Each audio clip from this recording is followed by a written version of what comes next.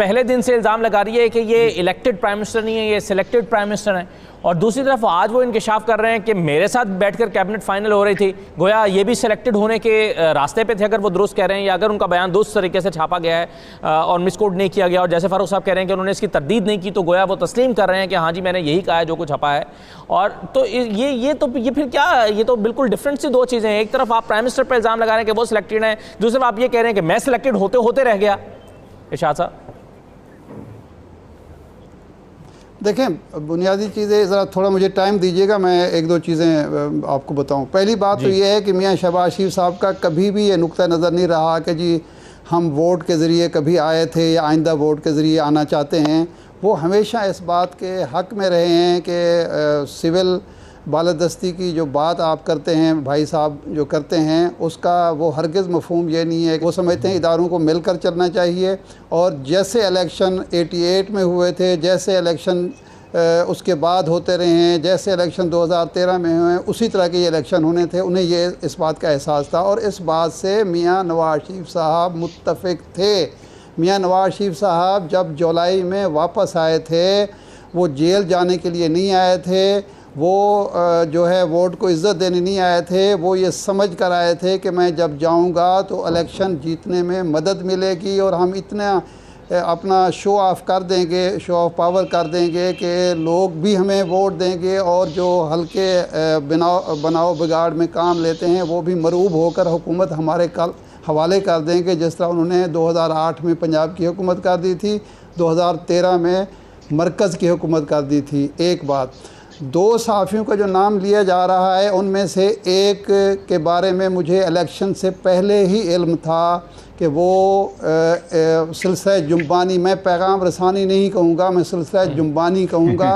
और उसमें एक बात मैं क्लियर कर दूँ, और ये मैंने कालमों में लिखा भी था कि उस वक्त जब ये बात हो रही थी तो किसी ने ये नहीं कहा था कि जी आपको हम हुकूमत देंगे। जो अल्फाज थे मैं दोहरा देता हूँ जो कहे गए थे उस मोहतरम सहाफ़ी ने, कहे गए थे कि हम आपके मद्दा हैं, नंबर 1। नंबर 2, हम मुस्लिम लीग और शहबाज शरीफ से कंफर्टेबल हैं।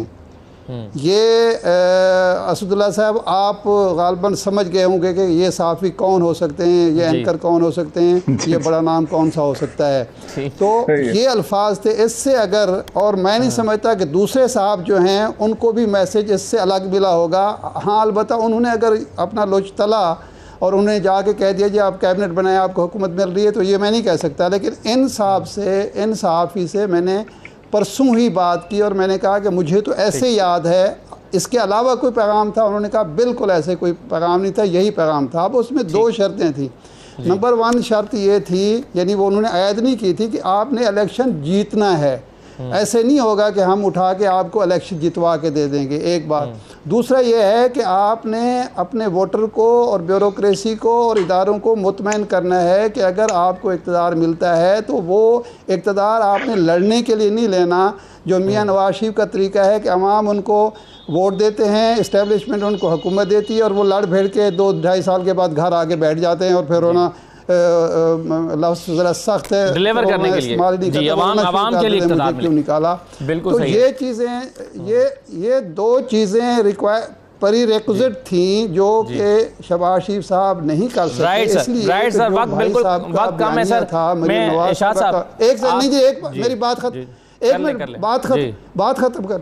बात ख़त्म करने दें। बात ये है कि बात ये थी कि केस सिर्फ उस बयानी से नहीं बिगड़ा कि इस्टेब्लिशमेंट नाराज़ होगी, उस बयानी की वजह से अवाम ने ये समझा कि ये तो इक़्तिदार में आना ही नहीं चाहते, ये तो लड़ाई लड़ना चाहते हैं, हम अपना वोट क्यों ज़ाय करें। चुनांचे जो इलेक्टेबल था, जो वोटर था, जो सपोर्टर था, उसने कहा कि हम उस आदमी को या उस पार्टी को वोट क्यों ना दें जो चाहते हैं कि तब्दीली लाएं, इलेक्शन कराएं और इदारों के साथ और लड़ाई झगड़े से गुरेज करें। राइट सर, एक ब्रेक मुझे चलें, तो वोटर का मूड बदल गया। Right sir,